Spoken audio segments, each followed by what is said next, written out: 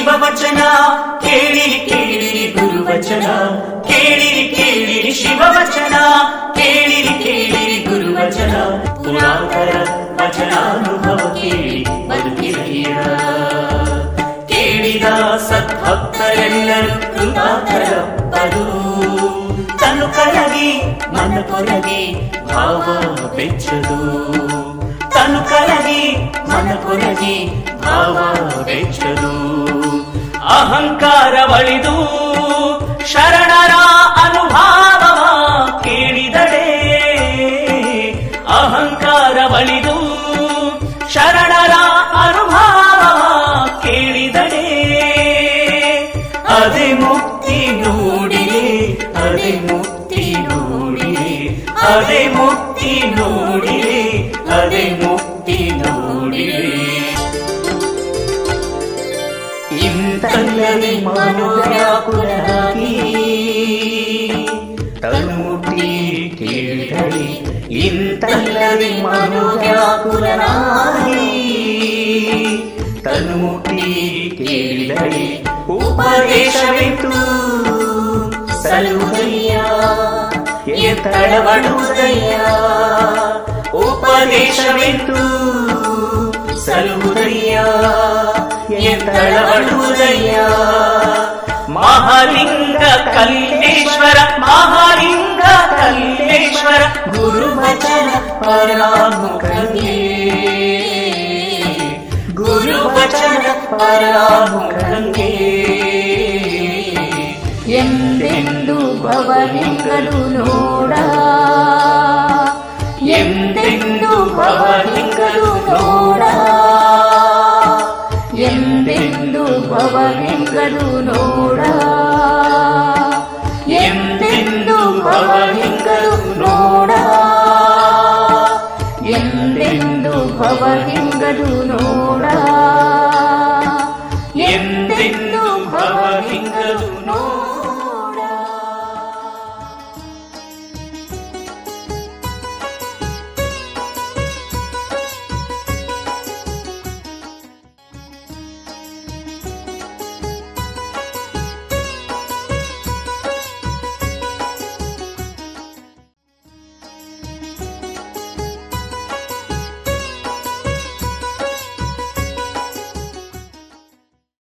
ತನು ಬತ್ತಲೆ ಇದ್ದರೇನೋ ಮನಶುಚಿಯಾಗದನ್ನಕ್ಕರ ಮಂಡೆ ಬೋಳಾದಡೇನೋ ಭಾವ ಬಯಲಾಗದನ್ನಕ್ಕರ ಭಸ್ಮವ ಹೂಸಿದಡೇನೋ ಕರ್ಣಾದಿ ಗುಣಗಳನ್ನೊತ್ತಿ ಮೆಟ್ಟಿ ಸುಡದನ್ನಕ್ಕರ ಇಂತಿ ಆಶಯ ವೇಷದ ಭಾಷೆಗೆ ಗುಹೇಶ್ವರ ನೀ ಸಾಕ್ಷಿಯಾಗಿ ಛೀ ಎಂಬೆನು.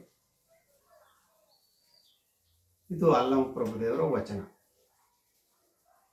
ವೇಷಕ್ಕಿಂತ ಭಾಷೆ, ಭಾಷೆಗಿಂತ ಭಾವ, ಭಾವಕ್ಕಿಂತ ಶುಚಿತ್ವ, ಒಬ್ಬ ವ್ಯಕ್ತಿಯ ಘನತೆ ಗೌರವವನ್ನು ಎತ್ತಿ ಹಿಡಿಯುವಂಥ ಅಂಶಗಳು. ಒಬ್ಬ ವ್ಯಕ್ತಿ ಕಾವಿ, ಖಾಕಿ, ಖಾದಿ ಅಥವಾ ಇನ್ನಾವುದೇ ಬಟ್ಟೆಗಳನ್ನು ಧರಿಸಿದ ಮಾತ್ರಕ್ಕೆ ಅವನ ವ್ಯಕ್ತಿತ್ವ ವಿಕಾಸ ಆಗಲ್ಲ. ಬಟ್ಟೆಯ ಬದಲು ಅವನ ಬಾಳ ಬಟ್ಟೆ ಆದರ್ಶದಿಂದ ಕೂಡಿರಬೇಕಾದ್ದು ಅಪೇಕ್ಷಣೀಯ. ಖಾದಿ ಬಟ್ಟೆ ಶುಭ್ರತೆಯ ಸಂಕೇತ. ಆ ಬಟ್ಟೆಯನ್ನು ಧರಿಸಿದಂಥವನು ಖದೀಮ್ನಾಗಿದ್ರೆ, ಇನ್ನು ಎರಡನೇದು ಕಾವಿ, ಅದು ತ್ಯಾಗದ ಸಂಕೇತ. ಅದನ್ನು ಧರಿಸಿದ ವ್ಯಕ್ತಿ ಭೋಗಿಯಾಗಿದ್ದರೆ, ಮೂರನೇದು ಖಾಕಿ, ಅದು ರಕ್ಷಣೆಯ ಸಂಕೇತ. ಅದನ್ನು ಧರಿಸಿದಂಥ ವ್ಯಕ್ತಿ ಭಕ್ಷಣೆಯನ್ನೇ ತನ್ನ ಬದುಕಿನ ಬಂಡವಾಳ ಮಾಡಿಕೊಂಡಿದ್ರೆ, ಹೀಗೆ ವ್ಯಕ್ತಿ ಯಾವುದೇ ಬಟ್ಟೆ ಧರಿಸಿದ್ರು ಬಟ್ಟೆಯಿಂದಲೇ ಅವನಿಗೆ ಗೌರವ ಬರೋದಿಲ್ಲ. ಹಾಗಾಗಿ ಆಂಗ್ಲ ಭಾಷೆಯಲ್ಲಿ it is not the cloth that we wear but it is the life that we lead ಅನ್ನುವಂಥ ಮಾತಿದೆ.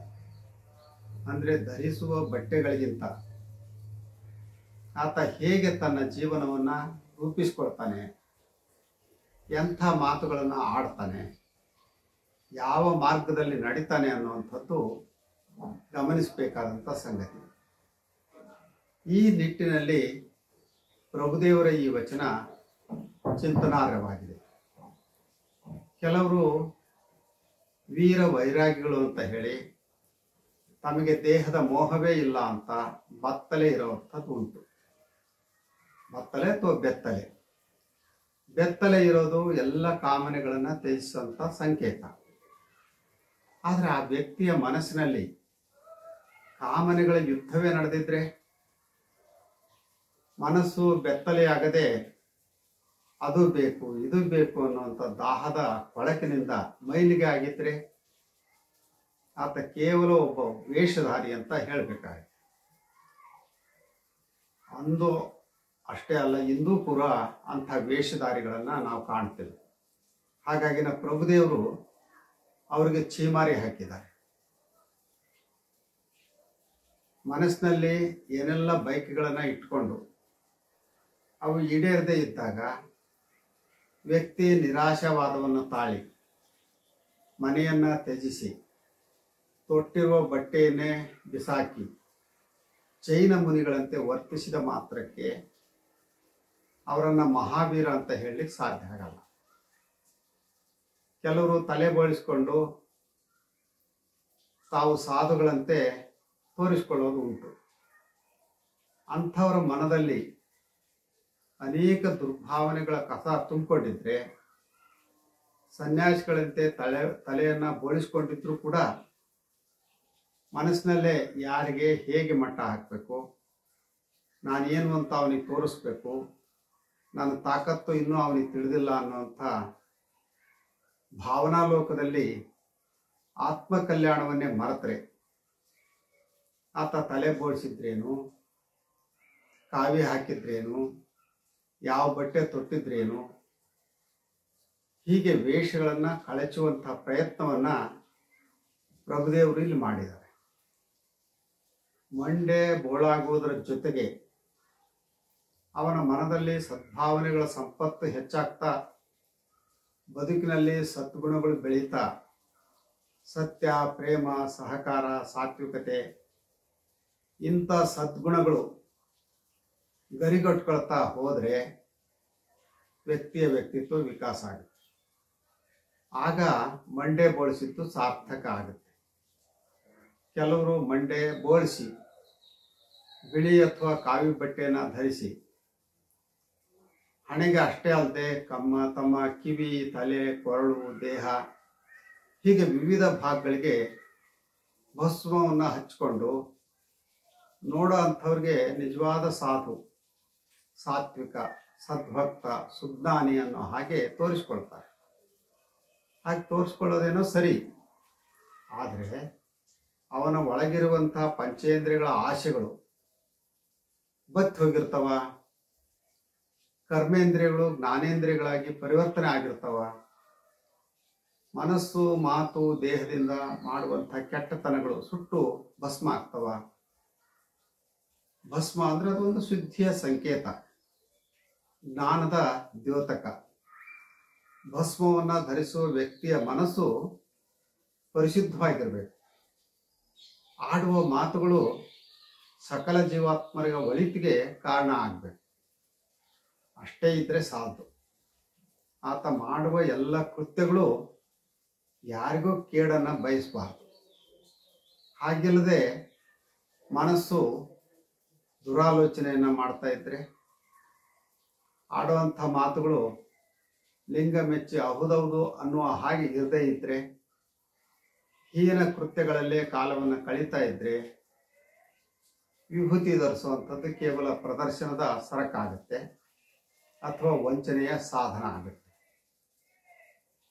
ಕತ್ತೆ ಬೂದಿಯ ಗುಂಡಿಯಲ್ಲಿ ಬಿದ್ದು ಒದ್ದಾಡಿ ಮೇಲೆ ಎದ್ರೆ ಅದರ ಮೈ ತುಂಬ ಭಸ್ಮ ಬೆಳೆದ ಹಾಗೆ ಕಾಣುತ್ತೆ.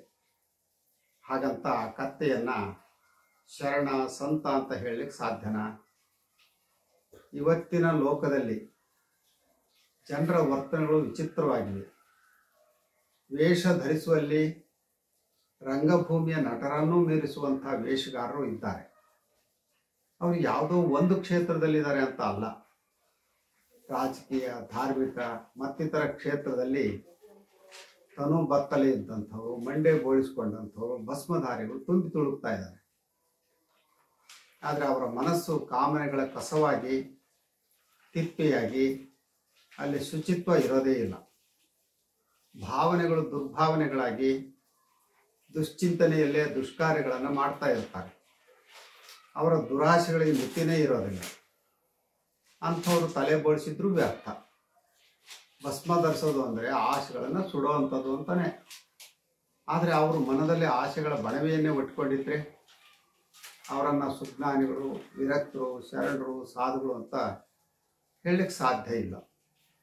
ಅಂದಿನ ಕಾಲದಲ್ಲಿ ಬೆತ್ತಲೆ ತಿರುಗುವ, ತಲೆ ಬೋಳಿಸಿಕೊಂಡು ಆಶ್ರಮ ಅಥವಾ ಮಠದಲ್ಲಿರುವಂಥ, ಭಸ್ಮ ಧರಿಸಿ ವಿರಕ್ತರಂತೆ ತೋರಿಸಿಕೊಳ್ಳುವಂಥ ವೇಷಧಾರಿಗಳ ನಡೆನುಡಿಗಳನ್ನು ಕಂಡಂಥ ಪ್ರಭುದೇವರು ಇಂಥ ವಚನದ ಮೂಲಕ ಅವರ ಬಣ್ಣವನ್ನು ಬಯಲು ಮಾಡಿದ್ದಾರೆ, ಛೀಮಾರಿ ಹಾಕಿದ್ದಾರೆ, ಜೊತೆಗೆ ಜಾಗೃತಗೊಳಿಸುವಂಥ ಪ್ರಯತ್ನವನ್ನು ಮಾಡಿದ್ದಾರೆ. ಇಂಥ ವಚನಗಳು ಸಾರ್ವಕಾಲಿಕ ಸತ್ಯವನ್ನೇ ಸಾಕು.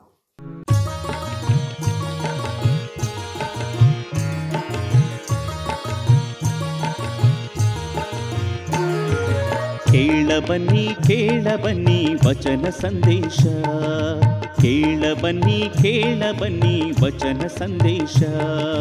ಬಸವಾದಿ ಶರಣರ ಜೀವನ ಸಂದೇಶ, ಬಸವಾದಿ ಶರಣರ ಜೀವನ ಸಂದೇಶ. ನಮ್ಮೆಲ್ಲರ ಬದುಕಿಗೆ ಬೆಳಕ ನೀವ ಸಂದೇಶ, ನಮ್ಮೆಲ್ಲರ ಬದುಕಿಗೆ ಬೆಳಕ ನೀವ ಸಂದೇಶ. ಅನುಭಾವಿಗಳ ಅನುಭಾವದ ಸಂದೇಶ, ಅನುಭಾವಿಗಳ ಅನುಭಾವದ ಸಂದೇಶ, ಅನುಭಾವಿಗಳ ಅನುಭಾವದ ಸಂದೇಶ, ಅನುಭಾವಿಗಳ ಅನುಭಾವದ ಸಂದೇಶ.